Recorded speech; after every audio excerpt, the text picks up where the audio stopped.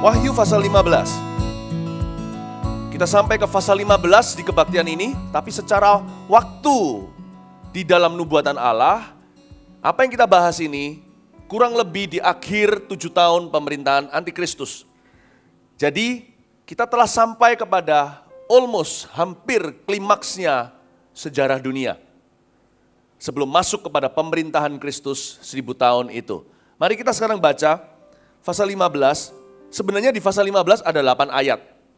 Tapi saya hanya mau bahas 4 di ibadah ini. Jadi ini adalah pembahasan wahyu yang tersingkat.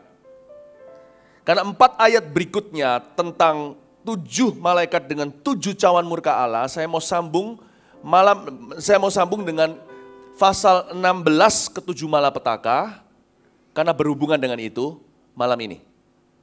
Mari kita sekarang baca 4 ayat tersebut, kita sama-sama membacanya ayat 1 sampai 4 dalam hitungan ketiga, 1, 2, 3. Dan aku melihat suatu tanda lain di langit, besar dan ajaib.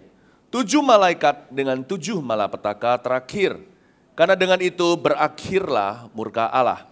Dan aku melihat sesuatu bagaikan lautan kaca bercampur api, dan di tepi lautan kaca itu berdiri orang-orang yang telah mengalahkan binatang itu, dan patungnya dan bilangan namanya.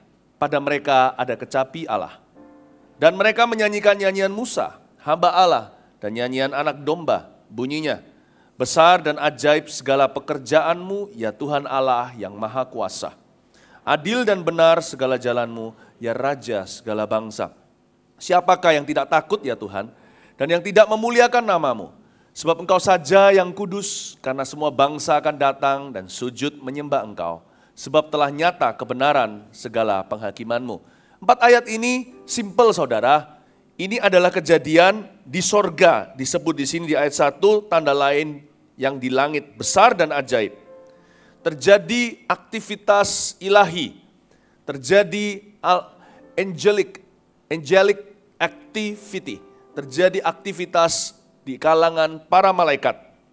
Dan berakhirlah murka Allah, sebentar lagi akan selesai kesudahannya. Ini mendekati Harmagedon, Yesus datang kembali dengan kita yang sudah diangkatnya. Khususnya para martir akan memerintah dengan dia. Khususnya mereka yang mati karena iman. Meninggal dunia, disiksa, dianiaya, dibunuh. Orang-orang seperti itu yang memerintah dulu. Jadi ini mendekati Harmagedon. Tapi ini sebenarnya pasal 15 ayat 1-4 adalah sebuah skenario di sorga. Jadi pewahyuan Yohanes itu sebentar bumi, sebentar langit.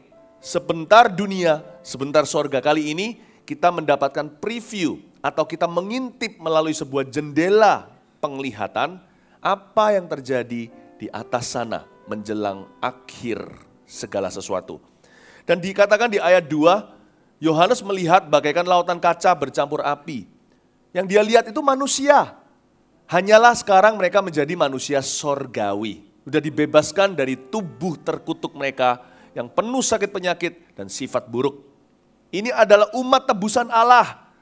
Orang-orang yang telah mengalahkan binatang itu, patungnya, bilangan namanya. Orang-orang yang mengalahkan dunia. Siapakah orang yang mengalahkan dunia? Kalau bukan orang yang beriman pada Kristus, kata Yohanes dalam suratnya. Ini adalah umat Tuhan dari perjanjian lama hingga perjanjian baru. Yahudi dan ras-ras yang lain yang mengikuti. Segala bangsa dan bahasa. Pada mereka ada kecapi Allah. Di kebaktian sebelum ini saya ceritakan bagaimana setiap kita bisa main musik di sana. Ada berbagai aneka ragam alat-alat musik, instrumen di sorga. Luar biasa ya. Di sorga kita ciptaan baru lagi. Seperti bayi, dapat bakat-bakat yang kita tidak miliki di dunia ini. Kabar baik bagi mereka yang nyanyinya sumbang. Ya. Nah, lalu di sana mereka nyanyi lagu yang tadi dinyanyikan oleh song leader, saya nggak tahu sengaja atau tidak. Tadi saya kaget, terkejut waktu nyanyi besar dan ajaiblah karyamu. Wow, entah antara song leadernya yang pilih lagu itu peka, kebetulan kena ke ayatnya atau memang baca pasalnya jadi tahu di ini gilirannya. Pokoknya puji Tuhan, lagunya cocok sekali ya. Anda diberkati dengan PAW hari ini juga. Lalu mereka menyanyikan nyanyian Musa. Nyanyian Musa dinyanyiin. Saya ceritakan di kebaktian-kebaktian sebelumnya bagaimana Ada beberapa lagu-lagu yang diciptakan di dunia ini bukan karena komersil. Sekarang banyak lah lagu-lagu worship itu yang komersil. Tapi ada juga lagu-lagu yang diciptakan benar-benar karena orang itu peka dan mendengar sesuatu yang di sorga. Ya, yang diinspirasi oleh sorga itu ada lagu-lagu seperti itu. Ya. Dan tentunya juga ada lagu-lagu yang tetap akan dibawa ke sorga, tidak akan dilupakan. Seperti lagu nyanyian Musa. Musa itu pengarang lagu juga, dia penggubah.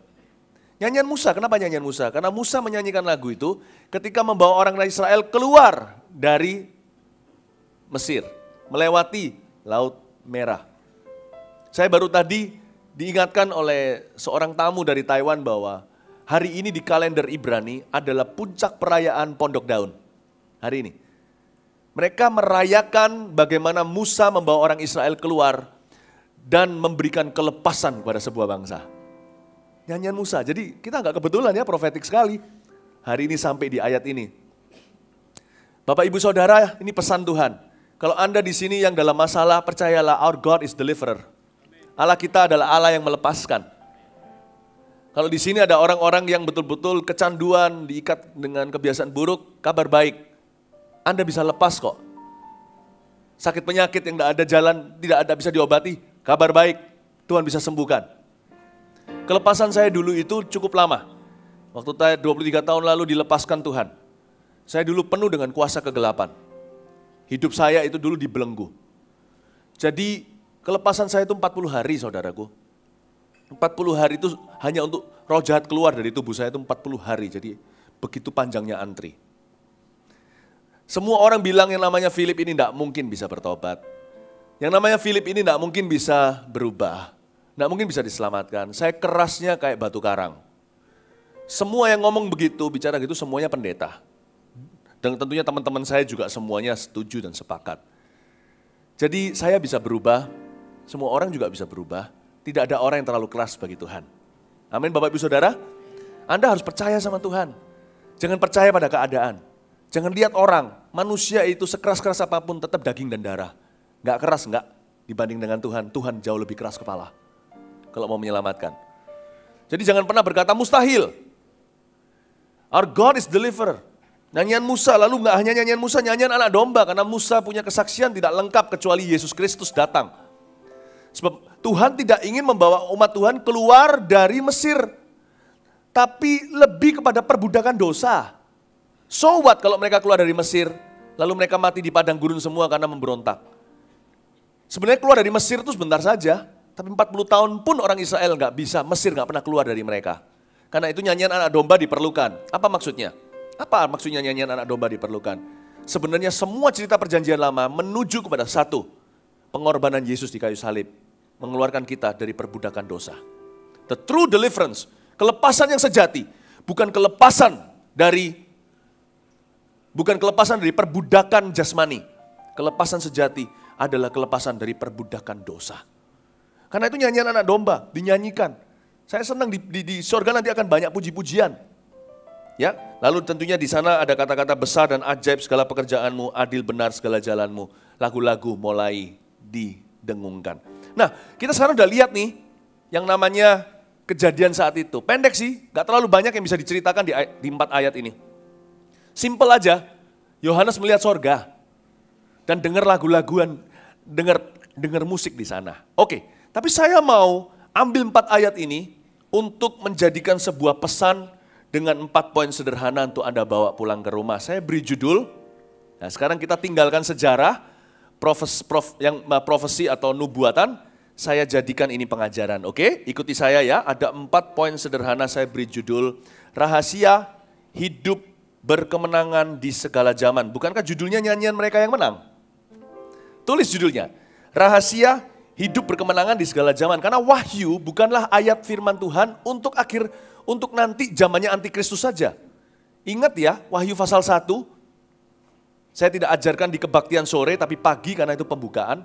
Saya sampaikan inilah wahyu Yesus Kristus, Wahyu 1 ayat 1. Kitab Wahyu tidak boleh ditafsirkan hanya untuk akan datang. Kitab Wahyu itu juga kunci kemenangan kita hari ini. Kitab Wahyu bukan hanya profesi atau nubuatan hari esok. Kitab Wahyu juga tuntunan hari sekarang.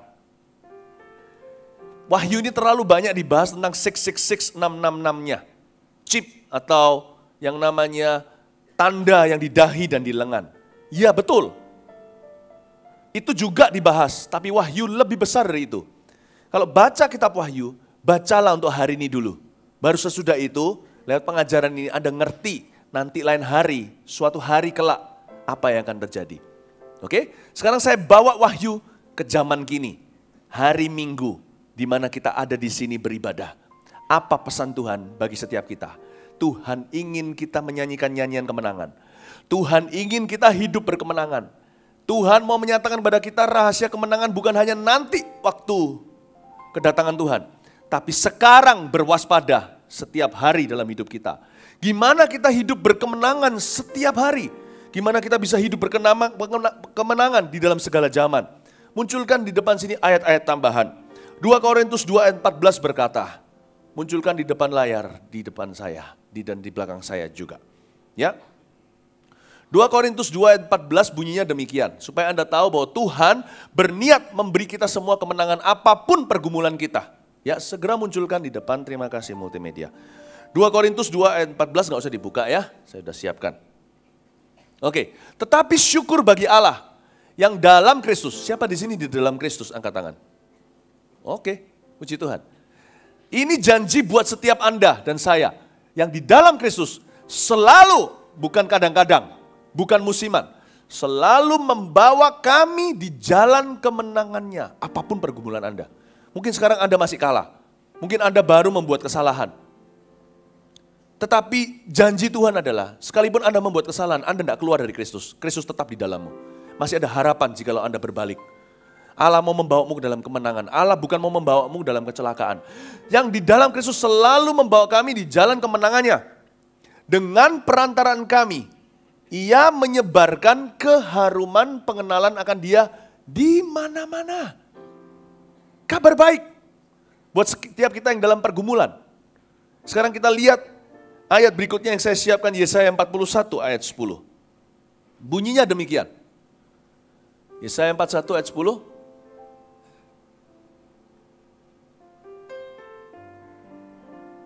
Udah ada. Siapa di sini di dalam pergumulan? Kalau enggak belum, berarti Anda tidak hidup. Semua kita pasti dalam pergumulan.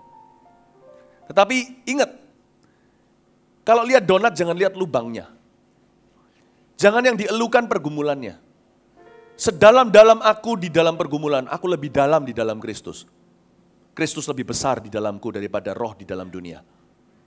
Anda harus lihat diri sendiri sebagai dalam Kristus, bukan dalam pergumulan. Ya, setiap pergumulan kita hanyalah kesempatan untuk Allah bekerja dan menunjukkan kemampuannya. Mari kita sekarang lihat Yesaya 41 ayat 10, janganlah takut. Kalau kita bisa lihat donat bukan lubangnya, lihat hidup itu Kristusnya, bukan masalahnya. Maka kita punya alasan untuk tidak takut. Sebab aku menyertai engkau, janganlah bimbang, sebab aku ini Allahmu. Bimbang itu artinya ragu, bimbang itu artinya curiga, bimbang itu artinya nggak pasti, bimbang itu artinya nggak pede, bimbang itu artinya negative thinking, pesimis. Jangan bimbang. Sebab aku ini Allahmu. Banyak orang takut berharap, kalau saya jelaskan gini, multimedia bisa munculkan saya ting di kotak kecil gitu ya, nggak apa-apa. Saya masih mau jelaskan ayat ini, jangan dihilangin, saya masih kembali, saya nanti nggak usah nunggu untuk muncul ya. Jadi di sini dikatakan jangan bimbang, sebab aku ini Allahmu. Berapa banyak di antara kita takut berharap kepada Tuhan akan sesuatu karena takut kecewa? Bapak Ibu Saudara, di dalam berharap kita pasti akan resiko dikecewakan, 100%. Tetapi dengan melepaskan pengharapan kita sudah tidak punya apa-apa. Saya jadi orang tidak takut kecewa. Saya jadi orang tidak khawatir untuk saya dikecewakan. Saya sudah siap mental untuk saya dikecewakan setiap hari. Tapi satu hal yang saya tidak akan menyerah, yaitu berharap sama Tuhan. Saya kasih contoh. Dalam sekolah, saya akan berharap untuk mendapatkan ranking. Meskipun nanti hanya juara harapan, nggak apa-apa. Saya menargetkan tinggi, nantinya tidak sampai ke bulan, hanya sampai ke gedung pencakar langit, nggak apa-apa. daripada saya tidak menargetkan apa-apa, tidak beranjak dari tempat saya berada. Bapak Ibu Saudara, dalam saya menargetkan, KKR contohnya saya menargetkan banyak, nanti jauh lebih sedikit. Sedikit saya lebih banyak daripada orang lain yang tidak berbuat apa-apa. Saya targetkan, saya tidak takut kecewa. Orang yang takut kecewa akan takut mencoba. Padahal itu orang yang seperti itu akan menyembunyikan potensinya. Dalam hidup ini suatu hari kalau di-rewind hidup saya suatu hari. Saya kalau di-rewind hidup saya suatu hari, saya akan menemukan ada banyak hal yang saya gagal. Saya nggak bicara tentang moral ya, moral bukan alasan untuk gagal. Ada banyak hal saya gagal, tapi saya nggak peduli. Mungkin pada akhirnya saya meraih lebih banyak daripada orang-orang yang takut gagal, tidak bertindak apa-apa. Bapak Ibu Saudara jangan takut dengan momok namanya kecewa. Jadiin teman dulu dari awal. Lu teman gua, ayo kita jalan. Kali ini lu dulu atau gua dulu yang sampai ke sana, nggak apa-apa, ayo. Jadiin kecewa itu teman kita. Aku takut melayani Tuhan, nanti dikecewakan orang. Aku takut memimpin, nanti dikecewakan pengikutku. Aku takut mengikut, nanti dikecewakan pendeta. Haha. Sekalipun dikecewakan 7 kali tetap mengikut. Jangan takut kecewa. Tahun-tahun ke depan Allah memunculkan seluruh talenta dan potensimu, Bapak Ibu. Tetapi satu penghalangmu, takut. Takut untuk dikecewakan. Ya, mana ini tadi? Jangan dimatiin. Munculkan di depan saya. Terima kasih ya. Sebab aku ini Allahmu. Jangan bimbang sebab aku ini Allahmu. Aku akan meneguhkan. Bahkan akan menolong kau. Bedanya meneguhkan dan menolong apa? Ayo. Meneguhkan itu kalau kita sukses, diteguhkan. Nolong itu kalau kita terjun bebas. Dan jatuh dan flat di atas tanah. Tuhan bilang, gak apa-apa. Coba. Coba untuk climb, untuk mendaki gunungmu yang kau anggap mustahil. Robohkan Goliatmu. Nanti kalau kau kepepet, hampir mati, nggak bisa berbuat apa-apa lagi, aku akan come to your rescue, aku akan menolongmu. Itu maksudnya. Tuhan memberi kita sebuah kepastian bahwa Tuhan tidak akan membiarkan kita tergeletak ketika kita gagal mencoba. Ya, harus berani ambil resiko saudaraku, kalau kita itu mau dipakai Tuhan. Harus berani ambil resiko. Gua mau nginjil, takut nanti kalau ditolak, alamak. Ngomong sama diri sendiri, gua nginjil, gua lebih baik gini, aku mau injilin dia. Sebab aku tahu aku akan ditolak, tapi aku tetap mencoba. Nanti kalau ternyata dia mau, kan terkejut luar biasa. Kecewa tuh jadiin teman, cium dulu dia. Nih, aku akan injilin orang itu, lihat ya, nanti aku akan diludahi mukaku. Ternyata kembali mau dibaptis, Anda bisa berkata, wow. Yang ini tidak pernah kuduga. Jangan takut. Kejar kecewa. Cium mukanya. Ajak berdansa. Begitu loh ya. Saya buat apapun saja, saya ambil risiko. Mau khotbah, mau ngelukis, mau apapun juga, I take all risk. The only risk I'm not willing to take is doing nothing. Aku akan menolongmu, aku akan memegang engkau dengan tangan kananku yang membawa kemenangan. I'm gonna try my luck. Saya akan mencoba untuk keberuntungan, mencobai keberuntunganku tahun depan, coba jebol Laos. Kecewa, kalau akhirnya saya gagal ya sudah. Bapak Ibu Saudara, Alkitab berkata umat yang mengenal Allahnya akan bertindak, dia nggak akan diam tetap. Ada orang di sini yang takut. Aku udah jatuh berkali-kali Pak di dosa ini. Masa aku bangkit lagi? Kalau nggak bangkit lagi mau ngapain? Emangnya punya pilihan kalau nggak bangkit lagi? Ya bangkit lagi, nanti kalau jatuh lagi, ya sudah apa kata, bangkit dulu. Jatuh tuh jangan direncana. Tapi minggu lalu aku baru jatuh, merencanakan, enggak Pak, ya sudah. Kalau kamu bisa rencana, rencanalah bangkit, bukan rencana jatuh. Nanti kalau jatuh lagi, ya sudah, pokoknya bangkit dulu. Ngomong lain kali itu, nanti kalau jatuh datang ke aku lagi. Pak jatuh, ya bangkit lagi. Berapa banyak orang kita menyerah karena kita takut, waduh nanti pasti jatuh lagi. Pasti jatuh lagi. So what? Gandeng dulu. Kalau jatuh bangun adalah cerita aku sampai aku mati, aku tidak akan jemu bangkit. Dan lama-lama kan, yang jenuh bukan jatuh bangunnya. Yang jenuh dosamu, lama-lama meninggalkanmu. Lama-lama kita juga akhirnya gak bernafsu kok. Hilang rasanya kepingin jatuh lagi itu kenapa? Gini melulu. Lama-lama setannya yang capek. Bapak ibu saudara, ketekunan iman itu harus ada. Ini Alkitab mengatakan hidup berkemenangan itu komitmen bukan sempurna. Hidup berkemenangan itu terus mencoba. The only way, satu-satunya jalan bagi orang benar yang mau berhidup berkemenangan, satu-satunya jalan adalah ke depan dan ke atas, nggak ada ke belakang. Siapa di sini yang bisnisnya sudah kolaps? Bangkit lagi. Waduh, saya dulu bisnisnya gede loh, pabrik loh. Oh iya, oke. Nggak apa-apa, sekarang ada siapa yang utang, Anda masih utang sama siapa? Tutup hutangnya dulu, jangan mikir tuh bikin bisnis baru. Nanti tambah lubang, gali lubang, tutup lubang tuh. Jual asetnya, udah. Kalau perlu nggak punya rumah sendiri, ngontrak nggak apa-apa. Atau kembali ke mertua. Saya nggak ngutang loh ya. Apa emang kenapa ketawanya tiba-tiba rame gini?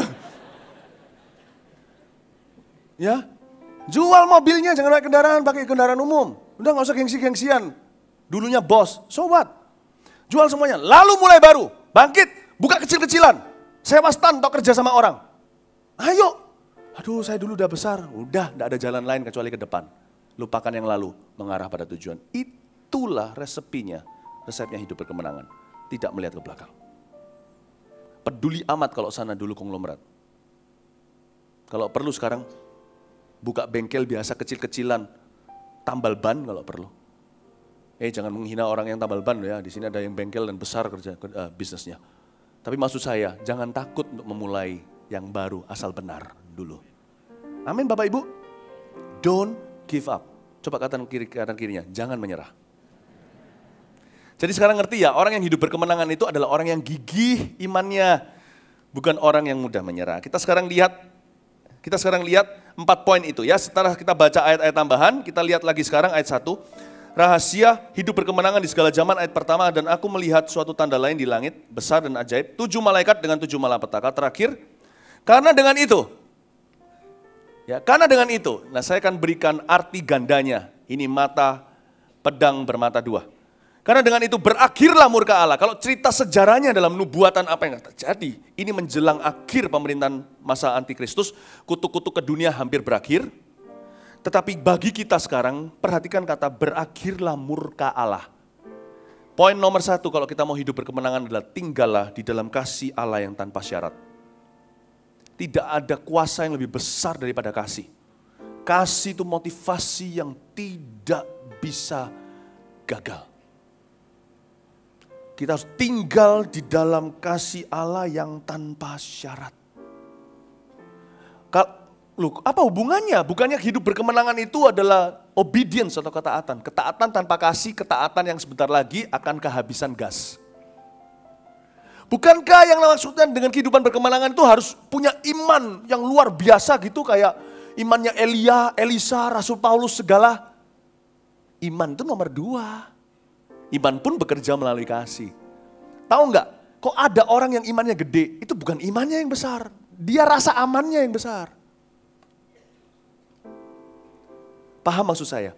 Ketika Petrus jalan di atas air itu, bukan imannya gede, imannya pas-pasan. Buktinya loh, dia tenggelam lagi. Tapi karena dia yakin gurunya cinta dia, nggak mungkin biarkan dia tenggelam. Ketika Petrus tinggal di dalam kasih master tuannya yang tanpa bersyarat itu, imannya langsung melaju. Bapak Ibu, iman bahkan bukan kunci ke 1. Ada orang berkata, doakan dia supaya imanku besar seperti iman Anda. Imanku enggak besar saudara. Nah, kemarin NYC ada orang berkata, wah nanti kalau nggak sukses gimana, gini gitu dan apa itu ini. Saya bilang, Tuhan terlalu baik membuat gereja Mawar Syarut dipermalukan itu. Saya punya rasa aman. Go! Let's do it! We won't fail. We won't fail, we won't fade away. Till you reign forevermore. Sekalian promosi album. This is our generation. Chosen one, young and precious. This is our almighty God. Saya mau beritahu, do you know who you are? Do you know your God? Tinggallah dalam kasih Allah yang tidak bersyarat. Karena itu coba lihat sekarang ayat tambahan, munculkan Roma 8 ayat 1 di depan sini, Roma 8 ayat 1, lalu 31-39, thank you. Demikianlah sekarang, tidak ada penghukuman bagi mereka yang ada dalam Kristus. There is therefore now no condemnation for those who are in Christ Jesus. Demikianlah sekarang tidak ada penghukuman lagi bagi mereka yang ada dalam Kristus Yesus. Seperti ayat 1 di sini, berakhirlah murka Allah. Syarat pertama Roma 8 bicara tentang hidup berkemenangan di dalam Roh Kudus. Yang nomor 1 adalah no condemnation in your heart. Saya sebagai public figure, saya biasa dihakimi. Baik itu cara metode saya dinilai kalayak banyak. Apa kata-kata saya akan jadi gonjang-ganjing di sana-sana. Tapi yang paling menyakitkan adalah sebagai public figure, saya bisa saja dihakimi hati saya, motivasi saya. Kadang-kadang character killing itu terjadi di mana-mana. Nggak usah public figure, setiap orang pasti alami. Apalagi mereka yang ada di sorotan mata manusia. Saya long time ago, dari dulu sudah membuat sebuah keputusan in my life. Bahwa asal hati saya benar, saya tidak akan pedulikan pandangan orang tentang hidupku. As long as my heart is right with Jesus, someday God will reveal everything. Tuhan akan wahyukan, nyatakan segala sesuatu. There is therefore now no condemnation, because the world is full of condemnations. Karena dunia ini penuh dengan yang namanya penghukuman. Penghukuman di situ bukan hukuman, dakwaan namanya. Dakwaan. Bapak Ibu Saudara, Anda harus bisa bilang seperti ini. Saya nggak ngomong gini berarti kita angku, nggak mau dengar-dengaran dengan manusia. Kita harus bisa terima kritikan yang membangun juga. Kita harus bisa menerima nasihat orang. Kita harus juga bisa menerima pandangan orang. Saya nggak berkata seperti ini sebagai defensive mechanism atau mekanisme pertahanan lalu penyangkalan, menyangkal, membela diri. Enggak. Tapi hati kita jagai. Yang di sini tinggal cuma Yesus saja. You cannot condemn me. Do you know that? You cannot condemn me. I know who I am in Christ. Saya tahu siapa saya di dalam Kristus. Kalau kita bisa hidup dengan rasa percaya diri seperti ini dalam Tuhan, kita tidak akan mudah terpancing keluar dari rencana Allah. Ayat 31-39, apa artinya tinggal dalam kasih Allah yang tanpa syarat, munculkan di depan sini, saya bacakan. Sebab itu apakah yang akan kita katakan tentang semuanya itu? Jika Allah di pihak kita, siapa yang akan melawan kita? Masalahnya banyak orang gak yakin Allah di pihaknya. Saya yakin, bukan karena saya baik. Karena Yesus di dalam hidup saya, makanya Bapa di sisi saya. Ayat 32, terus. Ia yang tidak menyayangkan anaknya sendiri, tapi yang menyerahkannya bagi kita semua. Bagaimana mungkin ia enggak mengaruniakan segala sesuatu kepada kita bersama dengan dia? Jangan taruh rasa curiga pada Allah.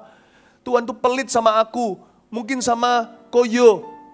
Dia itu enggak pelit, tapi sama aku mungkin pelit. Jangan pernah berpikiran begitu, pikiran itu tidak dari Roh Kudus tapi dari roh jahat.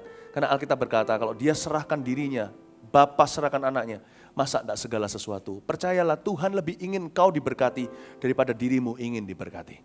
Kalau Anda tidak bisa percaya gitu, jangan jadi orang Kristen. Anda tidak berhak jadi orang Kristen.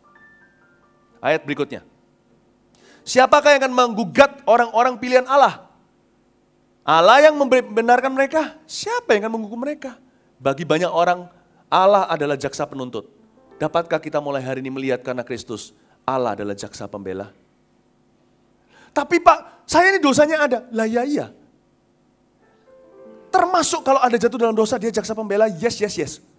Cuman ingat loh ya, jaksa pembela itu nanti akan bicara di belakang. Di antara sesi pengadilan, dia akan berbicara seperti Yesus berkata kepada wanita yang tertangkap basah. Aku juga tidak menghukum kamu, aku akan membelamu supaya kamu tidak dirajam batu. Tapi kamu pergilah, jangan berbuat dosa lagi. Tuhan akan mempunyai perjanjian, membuat perjanjian dengan Anda, kliennya. Tapi jangan pernah merasa Allah itu jaksa penuntut. Jangan pernah, dari seluruh pribadi, semua pribadi yang ada di dalam alam semesta, satu yang jangan pernah Anda dan saya fitnah adalah Tuhan Yesus Kristus.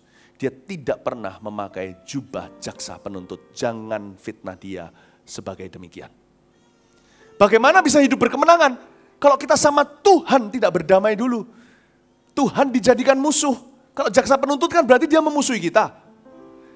Itulah sebabnya banyak orang doanya tidak manjur. Ada banyak orang juga kenapa imannya tidak bisa kuat. Karena dia bukannya imannya nggak kuat, tapi dia punya pengenalan akan Allah. Salah. Ayat berikutnya.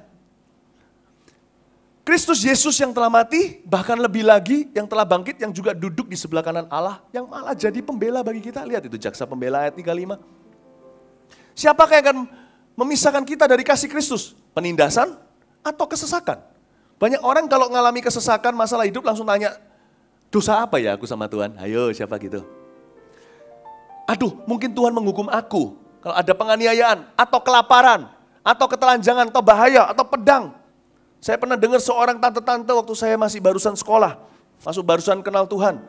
Waktu itu dia naik mobil keluar lalu tabrakan, untungnya dia nggak apa-apa, badannya nggak apa-apa, tapi rengsek mobilnya. Rongsek. Hah? Ya, pokoknya begitu. Yang bahasa gitu saya nggak tahu. Dia bilang, lalu dia pulang, dan dia kesaksian di hari Sabtu. Saya ngerti lah, dia maksudnya baik, ini tante-tante udah tua. Ya, dia cerita, waduh Tuhan tuh tegur saya katanya. Saya biasanya kalau sebelum keluar rumah selalu doa. Tuhan sertai perjalananku sebelum saya. Hari itu saya lupa, saya tabrakan. Maksudnya baik ini tante-tante, tapi saya rasa agak sedikit cara pandangnya keliru. Tapi Tuhan tetap cinta sama dia. Untungnya saya sebagai anak muda dengar gitu, saya udah kenal Tuhan Yesus dan kasihnya dulu. Saya rasa, I don't think so. Kalau ada bahaya, ada sesuatu terjadi, buruk terjadi, selalu di sini kan merasa Tuhan lagi kejar kita, Tuhan lagi hukum kita. Enggak saudara, enggak. Ayat 36. Seperti ada tertulis, oleh karena engkau kami ada dalam bahaya maut sepanjang hari, kami telah dianggap sebagai domba-domba sembelih, ayat 37. Tetapi dalam semuanya itu kita lebih daripada orang-orang yang menang, oleh Dia yang telah mengasihi kita. Lihat ini, oleh Dia yang mengasihi kita. Kita itu menang kalau kita tahu Dia mengasihi kita. Baru menang. Itulah sebabnya orang yang mau menang karena ingin untuk menyenangkan Tuhan dengan kekuatannya. Gak pernah menang-menang kan dari kebiasaan buruknya. Karena dia merasa dia lakukan itu demi supaya diterima oleh Allah. Malah jatuh. Kalau kita tahu Tuhan mengasihi kita, kita bisa berkata kepada dosa, aku gak perlu kamu. Aku udah puas dan dipuaskan oleh kasih Allah. Gak perlu lagi. Kemerdekaan kita itu kasih. Ayat 38-39 muncul kan? Sebab aku yakin bahwa baik maut maupun hidup, baik malaikat-malaikat maupun pemerintah-pemerintah, baik yang ada sekarang maupun yang akan datang, atau kuasa-kuasa baik yang di atas maupun yang di bawah, ataupun sesuatu makhluk lain, tidak akan dapat memisahkan kita dari kasih Allah yang ada dalam Kristus Yesus Tuhan kita. Bapak Ibu Saudara, pegang baik-baik. Saya ini sebenarnya rumah kedua saya itu hotel. Ya, saya rumah kedua itu hotel, jadi artinya saya itu banyak pergi, dan tinggal di hotel demi hotel. Nah kalau saya punya saran, kalau Anda tinggal di hotel, baru masuk kan hotel itu tempat umum. Siapa aja yang masuk ke sana kan kita nggak tahu. Alangkah baiknya Anda sucikan dulu, simple aja, nggak usah doa puasa 40 hari. Mahal 40 hari hotel itu. Anda doakan, tengking setan, ada nggak ada? Ya, minta Tuhan sucikan, kuduskan dengan darah Yesus. Nah, suatu hari saya lupa. Biasanya nggak apa-apa, tapi kali itu saya ngalami seperti ditindih gitu. Pernah ya? Yang ngalami gitu, ditindih. Lalu saya tengking dalam nama Yesus. Saya nggak merasa, saya merasa ini ada apa ya? Saya ada salah apa ya? Dulu kalau saya kadang-kadang saya pun sekokoh-kokoh iman kadang-kadang pun bisa salah ngerti, kadang-kadang bisa kekanak-kanakan. Roh Kudus bicaranya lucu sekali. Loh, kamu jangan, saya merasa kayak saya ini ada salah apa ya kok bisa diserang, biasanya nggak ada apa-apa. Terus habis itu Roh Kudus itu ngasih saya pengertian, itu bukan dari aku. Tiba-tiba saya ingat kitab Yesaya yang berkata, jikalau ada yang menyerangmu, Yesaya 54, itu bukan dari aku. Dan itu karena kamu masuk ke ruangan ini, ada penunggunya di kamar itu. Dan karena itu kamu mesti sucikan, kuduskan. Tuhan kenapa Tuhan gak lindungi aku? Kan agak sedikit komplain. Loh bukankah kuncinya di tanganmu? Iya ya, ya enggak? Kunci kerajaan surga di tangan kita kan untuk mengikat melepas. Oh iya ya, tapi Tuhan karena tinggal dalam diri saya enggak bisa dibunuh oleh roh jahat. Saya enggak bisa diapa-apakan. Dan dia menyerang saya dulu, itu pratanda dia ketakutan. Dia masuk, terus terang, Philip terang terus. Sikat dulu kegelapan. Gini loh, kalau ada sesuatu terjadi itu, nggak usah introspeksi. Banyak orang itu gitu, kalau ngalami sesuatu lalu introspeksi. Salah apa ya? Jangan gitulah, jangan punya kebiasaan gitu. Itu orang nggak punya rasa aman. Mau introspeksi itu tiap hari, saat teduh. Nanti kalau ada sesuatu buruk terjadi, katakan, jangan sampai terjadi dalam nama Yesus dalam hidupmu. Tapi kalau ada sesuatu terjadi, nggak usah introspeksi diri, langsung lawan. Nggak ngerti, tetap beriman, jalan. Kebanyakan orang Kristen itu imannya tanggung. Kalau ada sesuatu baru introspeksi diri. Kenapa ya Tuhan izinkan ini terjadi di rumah tanggaku? Kematian contohnya atau apa? Nggak usah. Kalau kita introspeksi diri setiap hari, kalau ada sesuatu buruk terjadi, kita tahu itu bukan salah kita. Kalau Tuhan izinkan, pasti Tuhan punya maksud mulia. Entah mungkin kita berduka atau apa, kita nggak keruan rasanya. Udahlah, asal hati benar, tenang dulu sama Tuhan, nggak ngerti sekarang, nanti suatu hari paham. Jalan dulu, lakukan apa yang benar. Orang Kristen tidak boleh terombang-ambing. Kalau ada sesuatu baru, ujilah aku Tuhan, cobalah aku. Uji aku, cobalah aku itu kalau nggak terjadi sesuatu. Sedia payung itu jangan ketika sudah hujan. Sedia payung itu sebelum hujan. Sama dengan hidung kita, lubangnya ke bawah. Kalau ke atas, masuk air hujan. Apa hubungannya?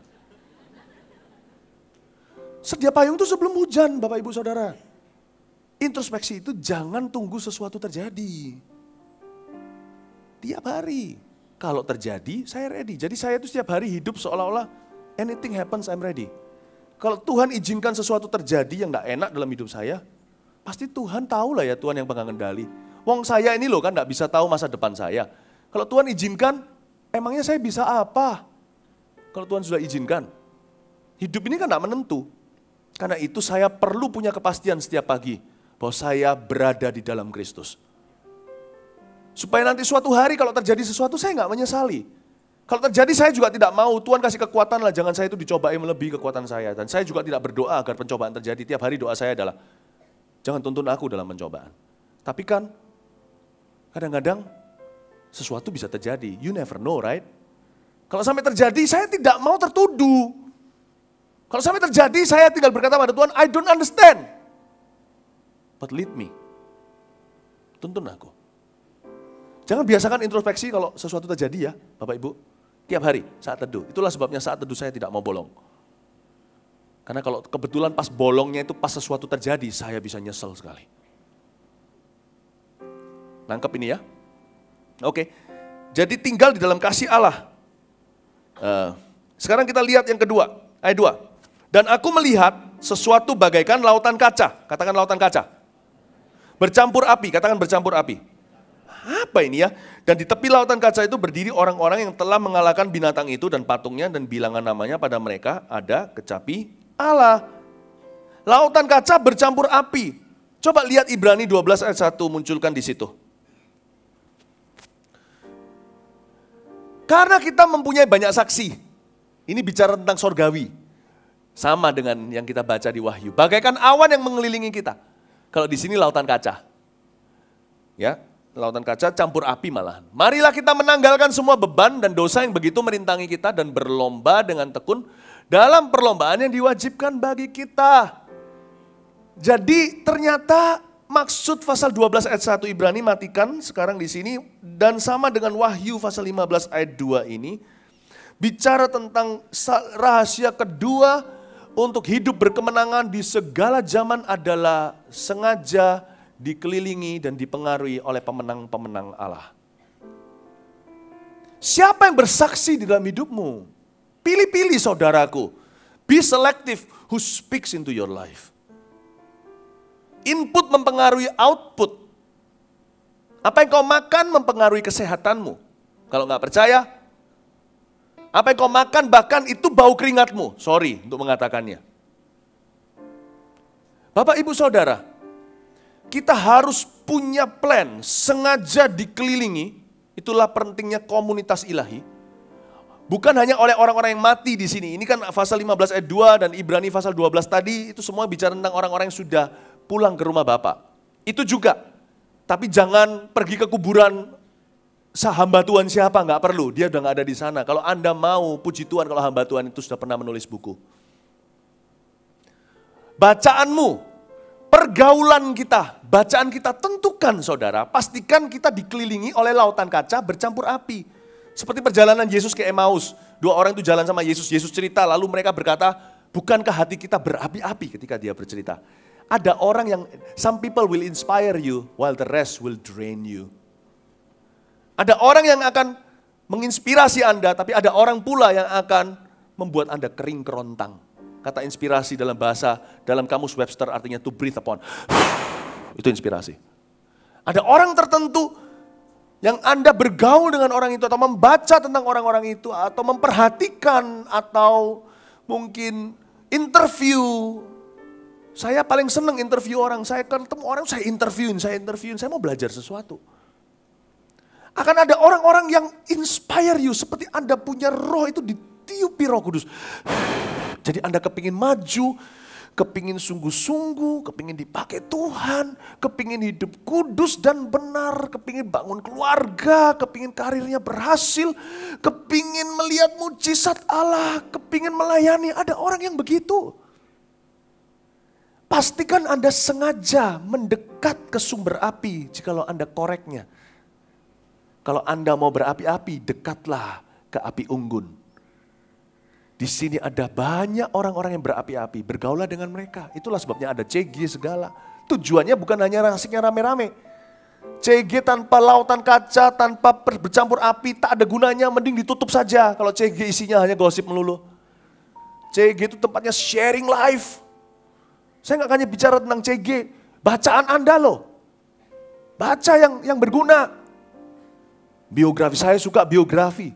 Saya baca kehidupan orang-orang yang berkualitas, gak hanya dari kalangan lingkungan anak-anak Tuhan, khususnya anak-anak Tuhan tentunya yang pertama-tama. Lautan kaca, campur api, dikelilingi dan dipengaruhi oleh orang-orang yang merupakan pemenang-pemenang Allah. Amin Bapak Ibu Saudara. Loh, bukan berarti kita gak bergaul sama, gak punya teman dunia lagi. Nanti kita siapa yang kita ajak ke gereja, ya kan?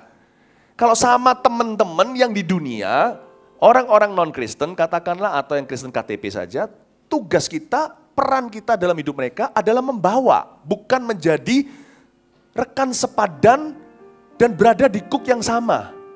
Enggak, saya punya teman-teman yang perlu saya injili hari ini, tapi saya tidak makan dari mereka. Malah justru saya memberi makan, saya pikir gimana saya bawa orang ini kepada Tuhan. Tetapi sukacita saya, kata pemazmur, sukacitaku adalah orang-orang kudus di negeri. Ketika saya bergaul dengan Koyo, ketika saya bergaul dengan Koyo, betul-betul seperti ditempel Koyo. Panas di hati ini. Ko Philip, aku kepingin ini dan itu, wow. Besi menajamkan besi, manusia menajamkan manusia itu bukan konflik. Ayat itu sering dipakai untuk negatif konflik. No. Itu inspirasi. Hang out with losers, you'll be one. Hang out with winners, you probably ending up winning. Amin Bapak Ibu Saudara. Yang terakhir, oke, kita lihat ayat yang ketiga. Dan mereka menyanyikan nyanyian Musa. Yang terakhir, masih ada 2 sih, 3 dan 4 ya. Dan mereka menyanyikan nyanyian Musa, hamba Allah, dan nyanyian anak domba bunyinya, besar dan ajaiblah karyamu. Besar dan ajaib segala pekerjaanmu. Nah ini yang nomor 3. Perhatikan ini. Besar, katakan besar dan ajaib. Terus katakan segala. Ya, pisah-pisahkan kata-kata ini. Lalu habis itu pekerjaanmu. Apa maksudnya? Yang ketiga, rahasia hidup berkemenangan di segala zaman adalah berimanlah kepada kuasa Tuhan. Jangan pada hikmat dan kekuatanmu. Ayat ini bagus sekali, karena ayat ini terbagi jadi 3. Besar dan ajaib itu sifat. Pekerjaan itu benda, kata benda. Pekerjaan Tuhan itu besar dan ajaib. Yang tengah membuat kita mantap, karena dikatakan besar dan ajaib, lalu pekerjaan, lalu segala. Segala pekerjaan Tuhan itu hanya besar dan ajaib. Di sini akan punya masalah orang yang tidak percaya mujizat. If we don't believe in miracles, we'll find, kita akan punya masalah dengan ayat ini. Besar dan ajaib. Bukan hanya pekerjaan Allah sebagian. Segala. Kalau Allah yang kerja, Allah akan jadi Allah. Allah tidak punya kantor. Kantornya ya mujizat. Segala sesuatu, makanya itu kalau Anda punya visi, janganlah visi yang mudah dicapai dengan kekuatan manusia. Nanti jangan-jangan ketika Anda mencapainya, Anda berkata itu karena kepandaian Anda. Kalau punya visi itu, miliki visi tentunya harus lahir dari doa, bukan hanya merekayasa. Miliki visi yang mustahil tercapai kalau enggak Allah. Carilah normalnya Allah, yaitu supranaturalnya kita. Cari visi itu yang enggak masuk akal. Karena itu kita punya visi membangun 1000 gereja lokal. 1 juta murid katakan. Kalau bukan Tuhan, mana bisa kita? Mana bisa? Bapak Ibu Saudara, karena saya punya kepercayaan, keyakinan kuat. Bahwa semua pekerjaan Tuhan, semuanya. Tahu nggak orang Jepang itu kelebihannya apa? Makanan nggak tentu seberapa. Waktu saya makan nggak kalah itu sama China. China nggak kalah. Makanan China enak-enak juga. Tapi orang Jepang itu kekuatannya satu. Packagingnya itu luar biasa. Packagingnya, saya mau bicara packaging. Tidak ada sesuatu produk Jepang yang packagingnya tidak aduhai. Terpikirkan, well thought of, sangat terpikirkan dengan sangat detail dan excellent sekali. Oke? Lalu produk setiap, contohnya Jepang kayak begitu. Nah sekarang produknya Tuhan, kira-kira apa? Khasnya produk Tuhan. Kalau Jepang itu packagingnya, Allah apa? Allah punya produk semuanya ajaib dan besar. Sorry, aku tidak layani produk biasa katanya. Sebab kamu sendiri bisa. Berarti Bapak Ibu Saudara, kalau Anda dan saya beriman pada kuasa Tuhan, setiap kita akan mengalami kebesaran Tuhan dalam profesi kita, pekerjaan kita, pelayanan kita. Setiap orang yang melibatkan Kristus di dalam apa yang dia kerjakan, pasti mengalami keajaiban. Tidak mungkin tidak. Tidak mungkin tidak. Karena produk Allah hanya satu, besar dan ajaib itu. Dengan pengertian ini, saya mengambil kesimpulan bahwa segala tantangan di depan saya, kesempatan untuk saya dengan Allah bekerja sama. Hingga suatu hari kelak nanti, kalau di depan saya sudah tidak bisa melihat tantangan lagi, itulah saatnya Tuhan bawa saya pulang ke rumah. So I welcome, kata Paulus, I welcome challenges, penganiayaan, aku welcome semuanya. I welcome, saya menyambut semuanya itu sebagai kesempatan untuk Allah menunjukkan kuasanya di dalam hidupku.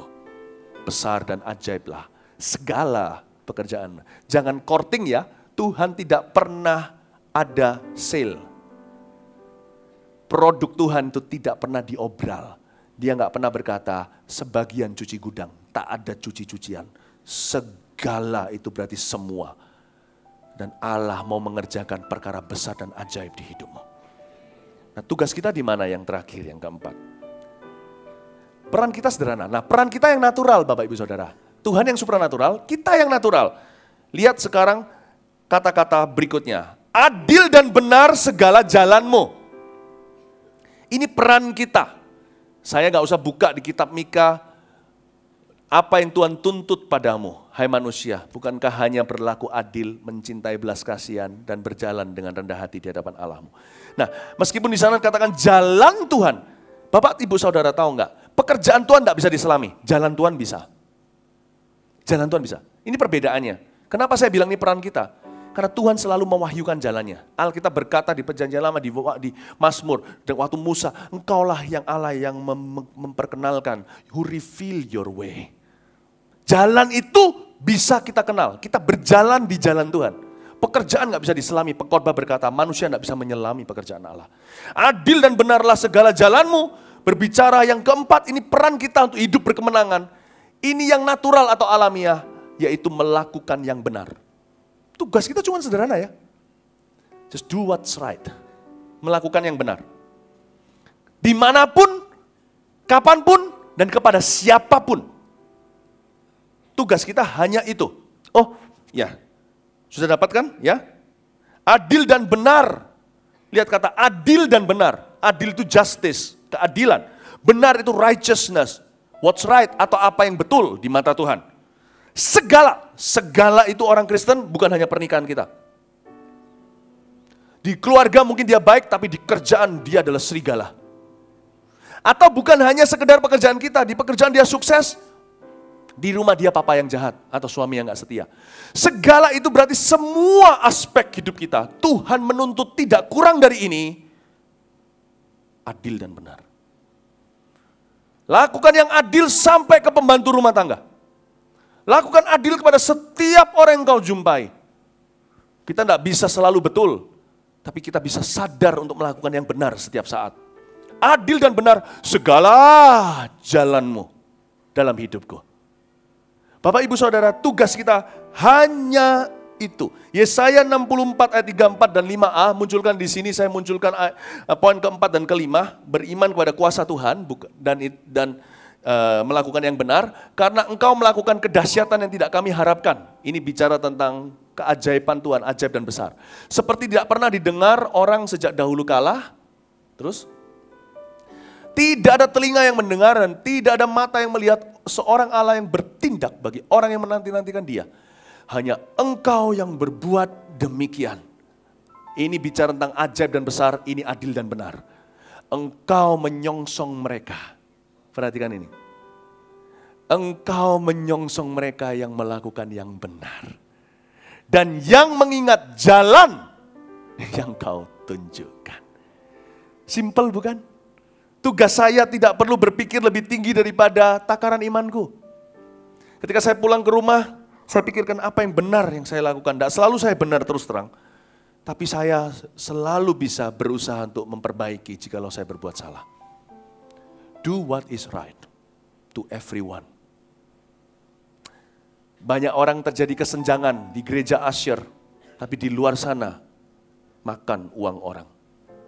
Kalau Anda seperti itu, Anda tidak akan disongsong Tuhan. Bapak ibu saudara, saya berdoa supaya Tuhan punya pekerjaan dalam kehidupan jemaat kita itu thorough, dalam bahasa Inggrisnya, atau menyeluruh. Supaya kita semua di sini tahu peran kita setiap hari, bahwa kita harus adil dan benar. Saya pernah melihat satu orang yang baik banget. Saya membuat keputusan suatu hari waktu saya baru awal-awal jadi hamba Tuhan, saya ketemu dengan seorang hamba Tuhan yang lebih senior. Tak perlu sebut nama, toh Anda tidak mengenalnya. Kalau sama jemaat, baiknya mit-amit, luar biasa. Tapi sama anaknya, jahat, luar biasa. Saya lihat, saya shock, saya masih single waktu itu. Wow, lah kok adil benarnya hanya sama jemaat di gereja, kalau di rumah kok sama anaknya kayak gitu kelakuannya. Saya membuat kesimpulan hari itu, keputusan. Saya akan berusaha adil dan benar, dimanapun, kapanpun, kepada siapapun. Dan saya puji Tuhan. Dan mungkin tidak bisa 100% sempurna, saya berkali-kali gagal. Tapi minimal saya bisa belajar, bukan? Asal ada komitmen, selalu akan diperbaharui. Asal ada komitmen, pasti ada kemajuan. Amin Bapak Ibu Saudara. Ada 4 kunci hidup berkemenangan dalam segala zaman. 1 apa? Tinggal di dalam kasih Allah yang tidak bersyarat. Kedua, dikelilingi dan dipengaruhi oleh pemenang-pemenang Allah. 3, beriman kepada kuasa Tuhan. Ya. Keempat, melakukan yang benar. Lakukan ini, Tuhan memberkati. Beri tepuk tangan untuk Tuhan. Mari kita semua bangkit berdiri. Terima kasih Tuhan Yesus.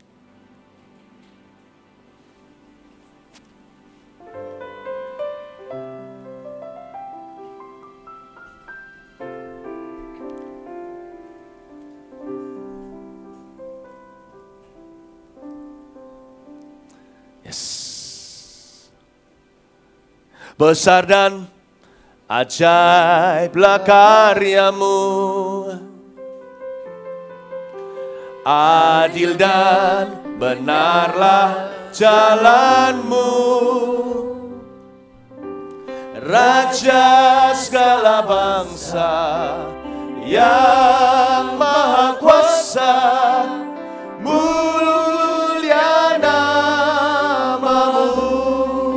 Besar dan ajaiblah, besar dan ajaiblah karyamu,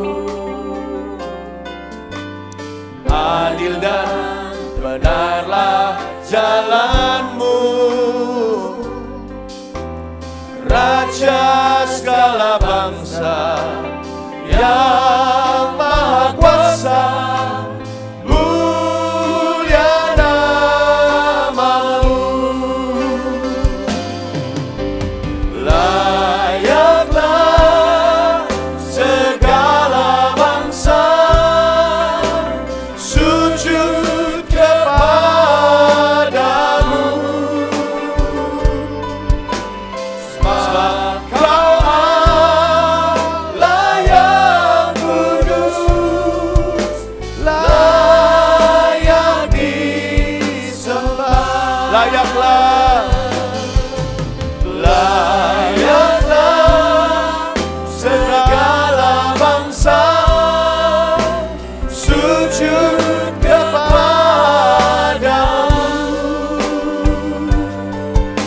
sebab Kau Allah yang kudus, layak disembah. Layaklah segala bangsa, segala bangsa sujud kepadamu, sebab Kau Allah yang kudus, layak disembah. Sebab Kau Allah yang kudus, sebab Kau Allah yang kudus, layak disembah. Sebab Kau Allah yang kudus, sebab Kau Allah yang kudus, layak disembah. Layak disembah, layak disembah, layak disembah.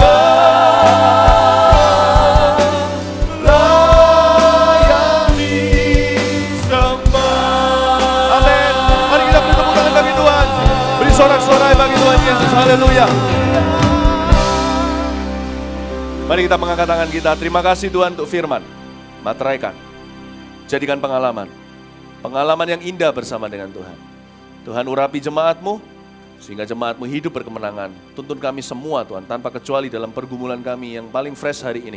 Bahkan yang sudah berlama-lama berlarut-larut, agar kami menang di tahun ini. Terima kasih ya Tuhan. Kami berdoa agar jemaat pulang membawa berkat dari Allah Bapa. Kasih setia Tuhan Yesus tak pernah meninggalkan. Pengurapan Roh Kudus ditambah-tambah. Mulai hari ini sampai Maranatha, Yesus datanglah. Terpujilah nama Tuhan. Haleluya.